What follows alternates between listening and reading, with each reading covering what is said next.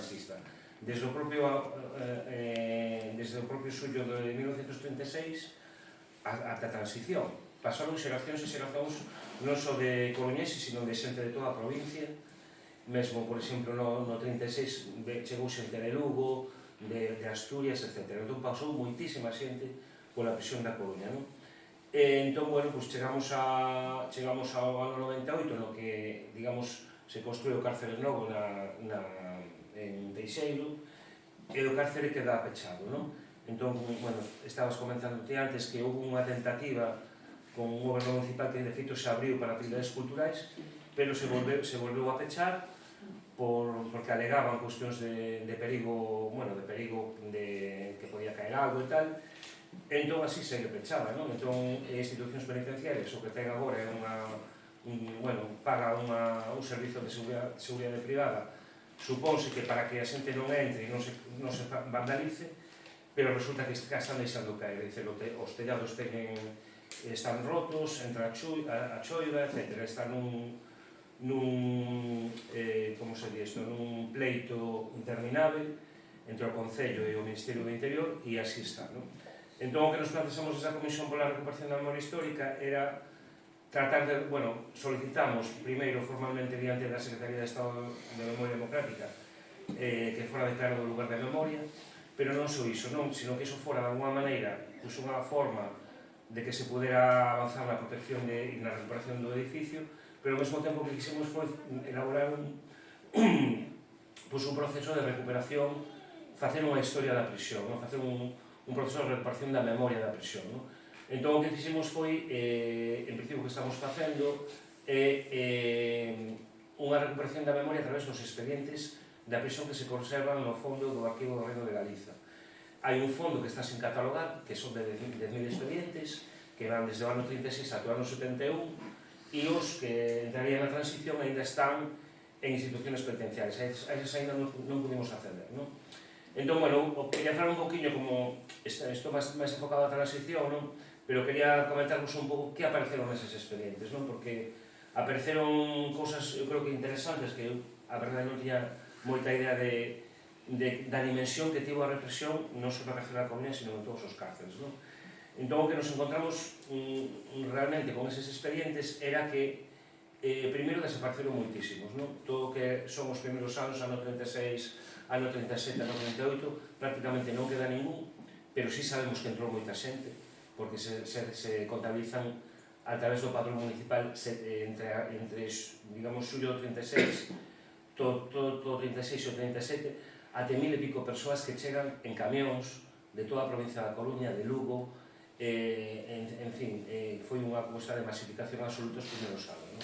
Sabemos que houve polo menos 200 persoas que entraron na prisión e que foron executadas, ou sea, as sacaban para executalas ao lado ali no campo da Rata, algunha outra xente as sacaban paseada, o cárcere se masificou, houve moitísimos problemas de enfermidades, xente que morría tamén de tuberculose e outras enfermidades, nunhas condicións deplorables, mesmo pasando fame, todo isto na década dos anos 40, e, finais, a partir do 36 hasta principios dos 40, e logo que vamos a encontrar son, estes expedientes hai poucos, pero si temos os datos da xente que foi executada.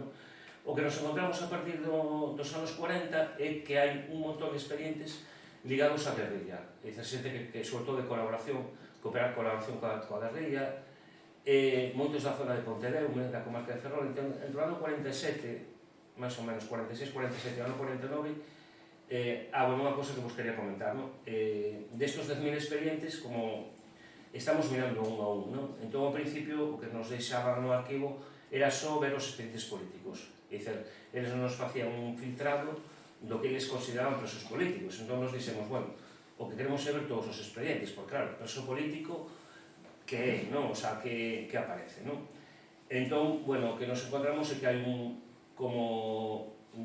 estamos mirando levamos un tercio, pois faltarían 2 tercios, entón, con un tercio do que levamos mirado, porque é moi lento, hai que ir expediente por expediente, temos de momento 278 persoas ligadas a guerrilla que pasaron pola prisión da Coruña aqueles anos, 278. Hai familias enteiras Había redadas de familias enteiras que foron encarceladas acusadas de colaborar coa guerrilla, non?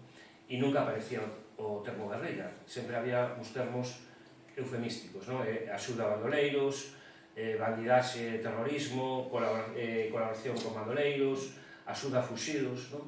Pero pasou moitísima xente. Hai un caso, por exemplo, unha familia que eran os pais, eran 5 irmás, acabaron, de feito hai unha carta manuscrita nun dos expedientes no que fala de que unha das fillas dice que por favor la deixen sair porque teñen os animais na casa que non lles poden dar de comer, etc.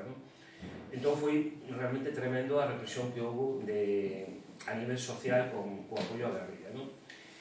E logo nos encontramos xa a partir dos anos 60 con toda outra ola represiva que xa ten que ver, da que falarei despois, que ten que ver con máis coa transición, coa represión das novas organizacións clandestinas que estaban saindo, dos movimentos estudiantiles, etc. Pero hai unha cousa que me gustaría comentar, porque, claro, cando empezamos a ver os expedientes, está claro que hai unha represión política, para con xente que tiña unha conciencia de loita contra o franquismo e tal, pero vendo os expedientes, claro, e vendo a dimensión do que había aí, eu empecé a cuestionar son materia de Carlos, por exemplo, un expediente de hurto, hai moitísimos expedientes de hurto, roubo e tal. Pois un mariñeiro da zona de Corme, condenado a 5 anos de prisións por roubar 3 kilos de millo para alimentar os fillos. Pero claro, o expediente por hurto non é un preso político, pero sí é represión. Outro caso, por exemplo, pois unha muller que na Praza de San Agustín da cidade da Coruña é detida por vender rifas falsas, isto na posguerra, cos 2 fillos e o marido enfermos de tuberculose, condenada a 2 anos de prisión. Temos 3 expedientes, por exemplo, de mulleres condenadas a prisión por abortar, nos anos 50. Logo empezan a aparecer un montón de expedientes de mulleres, a mí me parecía un pouco raro, porque eran de decisiones gubernativas, que se repiten de mulleres moi novas, que non eran da Coruña e que utilizaban nomes falsos. Entón, vendo en algún expediente se aparece claro que eran detencións por exercer a prostitución clandestina. Pois temos, como fixados, nos anos 40, un total de máis dun centenar de expedientes deste tipo. Mulleres que eran de fora da Coruña, que eran moi novas, eran solteiras, e que viñan cunha identidade falsa á cidade a exercer a prostitución de forma clandestina para sobrevivir.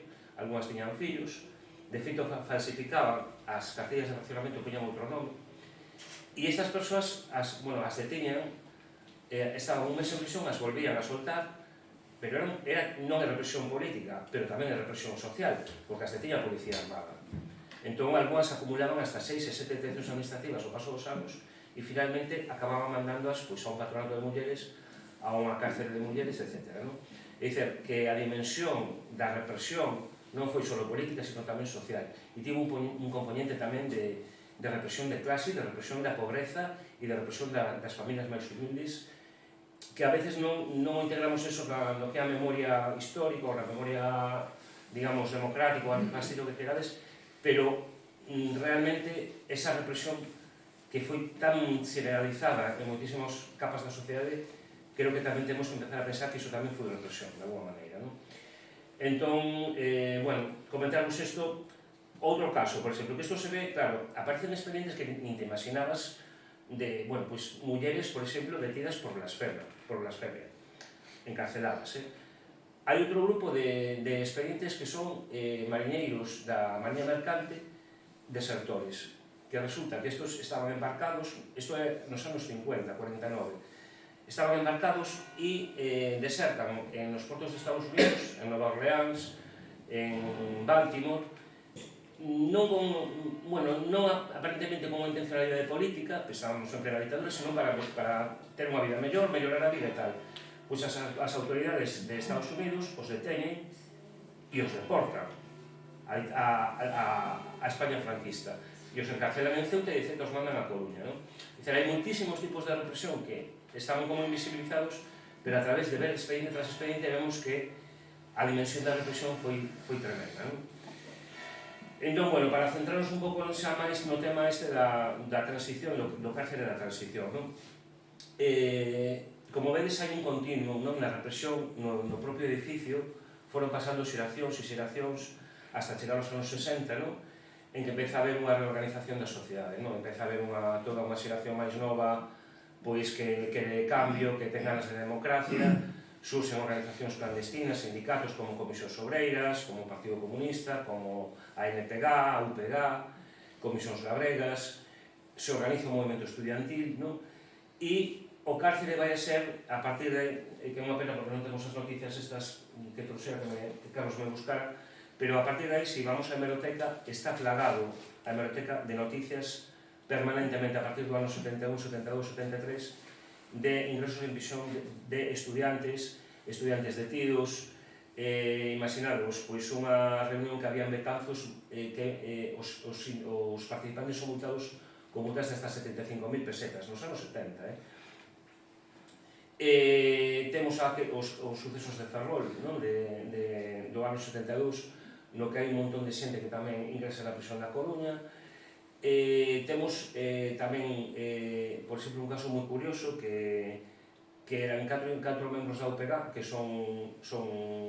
ingresan na prisión da Coruña e teñen unha tentativa de fuga. De feito, chegan a construir un túnel no ano 76, estamos falando, con culleres e con cubertos e con as sabas iban sacando a terra e chegan como varios metros a picos de escudo, con moitas peripecias, porque de feito se lles inunda o túnel de auga, utilizan as bombillas das celdas para facer ese túnel, para iluminalo, e ao final casi están chegando fora e os collen. Isto aparece recollido na prensa. Entón, hai toda unha serie de entradas e saídas de prisión, porque hai un indulto parcial no ano 75, pero enseguida se volve a encher de presos o cárcere. Entón, o que empezamos a ver no ano 76, o vemos pola prensa, é que si empeza a haber certo cambio, por lo menos na opinión pública, saen moitas noticias de apoio aos presos, e saen incluso artigos, digamos, tratando de acercar a situación do cárcere á sociedade. Non sei se vos situáis, no ano 77, a liberdade de prensa que había cousas igual que eran o que aparecía na televisión, que había moitísima liberdade, máis da que pode haber agora, o mellor, nos contidos informativos, cousas moi de vanguardia, pois aparecen varios artigos cuestionando tamén as condicións dos presos, etc. E, pois, empeza a haber tamén todos estes grupos de organizacións clandestinas que entran, empezan a facer motins, folgas de fame, protestas, etc. Entón, se empezan a liberalizar os partidos políticos, que esta é unha cuestión tamén que temos falado, por exemplo, que hai como un relato oficial que dice, aquí houve unha ditadura, acabou Franco, chegou ao ano 77 e chegou a democracia, e isto non é tan lineal, porque darvos conta, por exemplo, que, poñer un caso, o Partido Comunista creo que se legaliza no 77, por exemplo, por exemplo, a UPG hasta finais do 78 non se legalizou, seguía sendo ilegal, ou Comisións Labregas. Os homosexuais estiveron en prisión hasta finais do ano 79, que foi cando se quitou da lei de vagos permanentes o tema da perigosidade social, o sea que a transición foi, depende para quen, que dicer, a represión das manifestacións que había no ano 71 ou no ano 72 e os golpes e o que pasaba nas comisarías non cambiou dun día para outro, seguiu a través dos anos 80, seguiu habendo malos tratos nas comisarías, seguiu habendo, en fin, non digamos o exército, outra cousa, por exemplo, que sería importante, cando tardou, digamos, a transición no exército. Non sei se vos lembrades do movimento antimilitarista de principios dos anos 90, que levou a moitísimos mozos a negarse a facer o servicio militar, moitos acabaron en prisión. Aquel exército xa non ten nada que ver co que hai hoxe en día, era un exército franquista directamente, autoritario, franquista, etc. Co cal a transición, depende das institucións e dependendo dos lugares, hai que hilar moi fino aí, non? E, en principio con isto creo que, non? Logo, se queredes, podemos falar. Vale.